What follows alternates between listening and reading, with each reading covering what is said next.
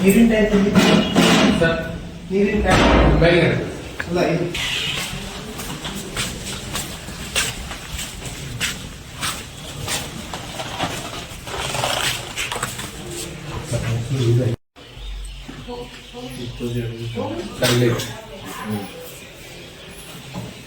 ಮುಗಿದಿದ್ರೆ ಯಾಕೆ ಇಲ್ಲ ಹಂಗೆ ಎಕ್ಸ್ಪೈರಿ ಆಗೋಗಿದೆ ಇದು ಅದೇ ಹಂಗೆ ಡಬ್ಬಿ ಕಾಯಿ ಇಲ್ಲ ಎಕ್ಸ್ಪೈರಿ ಆಗಿದ್ರೆ ಯಾಕೆ ಇಟ್ಟಿದ್ರಿ ಇಲ್ಲಿ ಇಡಬಾರ್ದು ಹೊರಗೆ ತೆಗೆದು ಹಾಕ್ಬೋದು ಕಷ್ಟ ತೆಗೆದು ಬಿಡೋದು ಅಂಥವಲ್ಲಿ ನೋಡಿ ಬೇಡ ಮಂತ್ಲಿ ಒಂದು ಕಿಟ್ ಕೊಡ್ತೀವಿ ಸರ್ ಡೇಟ್ ಇದೆ ಸರ್ ಎಕ್ಸ್ಪೈರಿ ಆಗಿದ್ದು ಯೂಸ್ ಮಾಡ್ತಾ ಇದ್ರೆ ಇಲ್ಲ ಸರ್ ಮಾಡೋದಿಲ್ಲ ಸರ್ ಯಾಕೆ ಇಟ್ಟಿದ್ರಿ ಅದೇ ನಾವು ತೆಗೆದುಬಿಡಿಲ್ಲ ಸರ್ ತೆಗೆದು ಬಿಡ್ಬೇಕಲ್ಲ ಹಾಂ ಸರ್ ಸಾರಿ ಸರ್ ತೆಗೆದು 26 ಮತ್ತೆ ಈಗೂ ಅದು ಮಿಕ್ಸ್ ಮಾಡಿ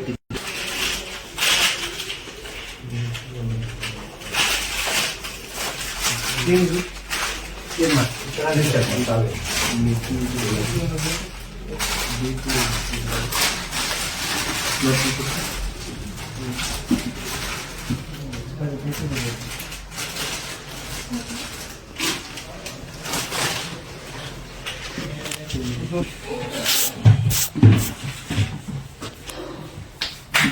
ಅವೇನಾ ಸೋಪ ಅವನ್ನೆಲ್ಲ ಯಾಕೆ ಒಳ್ಳೆ ಶಿಕ್ಷಣ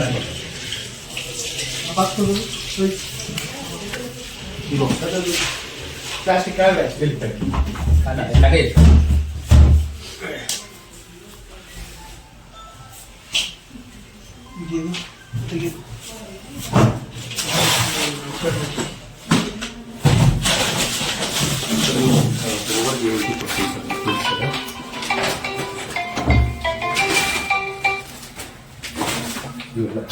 ಎಲೆಕ್ಟ್ರಿಕಲ್ ವರ್ಕ್ ಇಟ್ಟಿದ್ರಿ ಅದನ್ನೂ ಅಲ್ಲೇ ಇಟ್ಟಿದ್ರಿ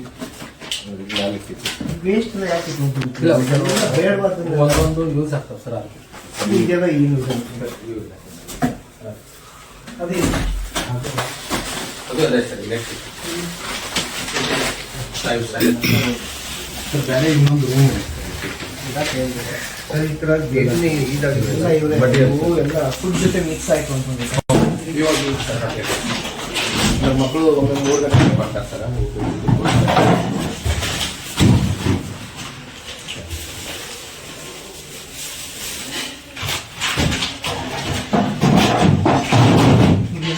ಅದು ಬಿಟ್ಟು ಪ್ರೆಷರ್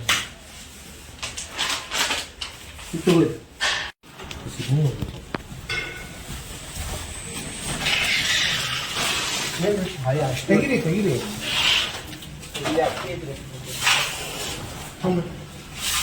ಸರ್ ಇನ್ನು ಕ್ಲೀನ್ ಆಗಲಿಲ್ಲ ಆಯ್ತು ಸರ್ ತೊಂಬರ್ರಿ ವೆಸ್ಟೇಜ್ ಆಗಿದೆ ತೊಂಬರ್ರಿ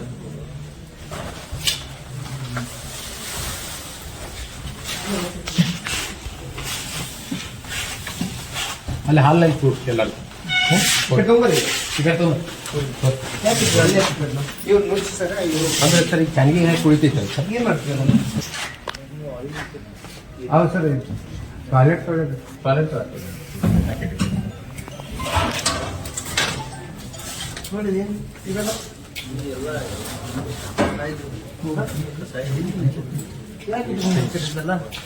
ನೋಡ್ರಿ ತಮ್ಮ ಈ ಕಡೆ ತೊಗೊಂಬರಿ ಅವ್ರು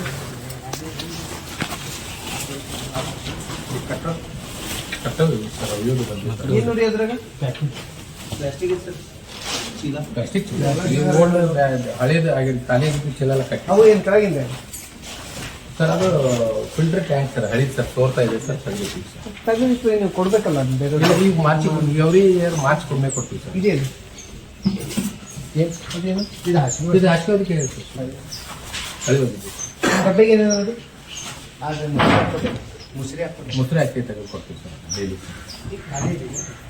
ಇವು ಹುಡುಗರು ಹಾಕೋರು ಇದೆ ಸರ್ ಈಗ 2 ಡೇಸ್ ಆಗ ಸರ್ ಇದಕ್ಕೆ ಫಿಲ್ಟರ್ ರಿಪೇರಿ ಸರ್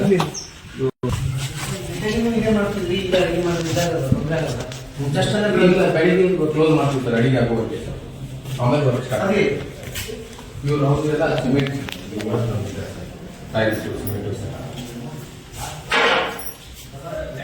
ಏನು ಮಾಡಿದ್ರು ಬೆಡ್ನಿಂಗ್ ಚಪಾತಿ ಹಚ್ಚಿ ಹಿಂಗೆ ಇಡ್ತಾರ ತೊಳೆದು ಇಡ್ತೈತ್ರಿ ಸರ್. ಅಲ್ಲ ಏನಂತ ನೋಡಿದ್ರೆ ಅದು ಅದನ್ನೇ ಯೂಸ್ ಮಾಡೋದು ವಾಪಸ್ ಆಯಿಲ್ ತಾನೇ ಅದು ಹ್ಞೂ ಸರ್. ಮತ್ತೆ ಆಯಿಲ್ ಈ ಥರ ಇಡ್ತಾರ ಒಂದು ಡಬ್ಬಿ ಬೇರೆ separate box. ತೆಗಿರೋದು ಚೆಲ್ಲೋದು ಮತ್ತೆ ತೆಗಿರೋದು ಫಸ್ಟ್ ತೆಗಿತೀವಿ. ಈ ಊಟದ ವಿಷಯ ಎಲ್ಲ ನೆಗ್ಲೆಕ್ಟ್ ಮಾಡೋದು ಸುಮ್ಮನೆ ಇರೋದಿಲ್ಲ ನಾನು. ಅಲ್ಲೇ ಲೈನಿಂಗ್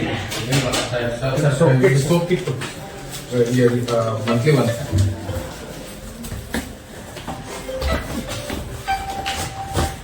ಹಲೋ ಹಾಂ ನಮಸ್ತೆ ಮೇಡಮ್. ಹಾಂ ಸ್ವಲ್ಪ ಇದು ಹೊರಗಿದೆ ಹೇಳಿ. ಹಾಸ್ಟೆಲ್ ವಿಸಿಟ್ ಮಾಡೋ ಅಧಿಕಾರ ನಮಗೆ ಸೊ ಹಂಗಾಗಿ ವಿಸಿಟ್ ಮಾಡಕ್ಕೆ ಬಂದಿದ್ವಿ. ಇಲ್ಲಿ ಸರ್ಕಾರ ನಿಮಗೋಸ್ಕರ ಸಾಕಷ್ಟು ದುಡ್ಡು ಖರ್ಚು ಮಾಡ್ತಾ ಇದೆ ಆಯ್ತಾ. ಎಲ್ಲರೂ ಏನೇನು ಮುಗಿಸಿದ್ರಿ ಎರಡು ವರ್ಷ ಅಂದರೆ ಡಿಗ್ರಿ PUC ಎಲ್ಲ ಇದೆ. ಮತ್ತೆ ಬೇರೆ ಹೈಸ್ಕೂಲ್ ಇಲ್ಲ, ಓನ್ಲಿ ಕಾಲೇಜ್ ಇತ್ತು. ಓಕೆ, ಎಲ್ಲ ಬ್ಯಾಕ್ವರ್ಡ್ ಇದೆಲ್ಲ ಇದು ಹಾಸ್ಟೆಲ್ ಎಲ್ಲ ಅಲ್ಲಿ ನೋಡಿ ಅಂದರೆ ಕಾರಣ ಅಂತ ಹೇಳಿದ್ರೆ ನಿಮಗೆಲ್ಲರಿಗೂ ಎಜುಕೇಷನ್ ಕಷ್ಟಗಳಿದ್ರು ಇಲ್ಲಿ ನಿಮಗೆ ಒಳ್ಳೆ ರೀತಿಯಿಂದ ಫ್ರೀಯಾಗಿ ಸಿಗಲಿ, ಅವಕಾಶಗಳು ನಿಮಗೆಲ್ಲ ಸಿಗಲಿ ಅಂತ ನೋಡಿ. ಸೆಲ್ಫಿಶ್ ಆಗಬೇಡಿ, ಅದು ನಮ್ಮ ದುಡ್ಡು ಸಿಕ್ಕಿ ಸಾಕು, ಬೇರೆಯವ್ರಿಗೆ ಏನಾದರೂ ಆಗಲಿ ಅನ್ನೋ ರೀತಿ ಬೇಡ. ನಾಳೆ ಬರೋದು ನೀವು ಫ್ರೆಂಡ್ಸೇ ಬರ್ತಿರ್ತಾರೆ, ನಿಮ್ಮ ಜೊತೆ ಇರೋದು ನಿಮ್ಮ ಫ್ರೆಂಡ್ಸೇ ಇರ್ತೀರಿ. ನೆಕ್ಸ್ಟ್ ಜನ್ರೇಷನ್ ನಾಳೆ ನಾನು ಮಕ್ಕಳು ಬರ್ತೀನಿ ಗೊತ್ತಾಗಿಲ್ಲ. ನಂದು ಇದು ಕಂಟಿನ್ಯೂ ಆಗೋದು.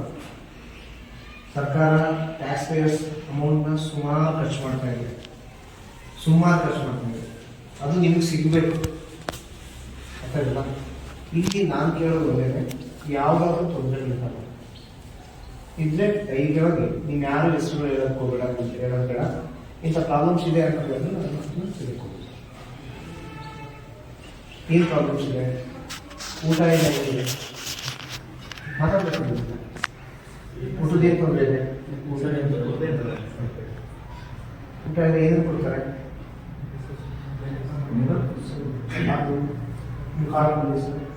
ದಿವಸ ಕಾಣ್ಕೊಂಡಿಲ್ಲ ಈಗ ನೈಟ್ ವೆಜಿಟೇಬಲ್ಸ್ ಎಷ್ಟು ವೆಜಿಟೇಬಲ್ಸ್ ಏನು ಸರ್ಪ್ರೈಸ್ ಮಾಡ್ತಾ ಇದೆ ಅಂತ ಗೊತ್ತಾಗ್ತಾ ಇದೆ ಅವರಿಗೆ. ಫ್ರೀ ಅಪ್ರೋಚ್ ಇಲ್ಲ. ಏನು ಪ್ರಾಬ್ಲಮ್ಸ್ ಇದೆ, ನೀರೆಲ್ಲ ಫಿಲ್ಟರ್ ಮಾಡ್ತಾರೆ, ಬಿಸಿನೀರು ಬರ್ತಾವ, ಯಾರೋ ಚೆಕ್ ಮಾಡೋದು, ಜಗಳ ಮಾಡೋದು, ಗಲಾಟೆ ಮಾಡೋದು ಅಂಥದ್ದು ಇದೆಲ್ಲ ಬಂದು ನಿಮ್ಗೆಲ್ಲ ತೊಂದರೆ ಕೊಡ್ತಿರೋದು. ನೀವು ನಿಮ್ಮದು ರೆಸ್ಪಾನ್ಸಿಬಿಲಿಟಿ ಜಾಸ್ತಿ ಇದೆ. ಇಲ್ಲಿ ಬಂದು ಊಟ ಇಲ್ಲಿ ಫ್ರೀ ಇಲ್ಲ, ಎಲ್ಲ ದುಡ್ಡು ಇಸ್ಕೊತಿದ್ದಾರೆ. ಫ್ರೀ ಆಫ್ ಹಾಸ್ಟೆಲ್ ಎಲ್ಲ ಆಗ್ತಿರಲ್ಲ, ಹಾಸ್ಟೆಲ್ ಎಲ್ಲ ಸುಮಾರು ಸೋಪಿ ಕೊಡಲ್ಲ, ಸ್ಟಾಕ್ ಇಲ್ಲ, ತುಂಬೋಗಿದೆ ಅದು ಸ್ಟಾಕ್. ಈಗ ಮನೆ ಬಂದಿದೆ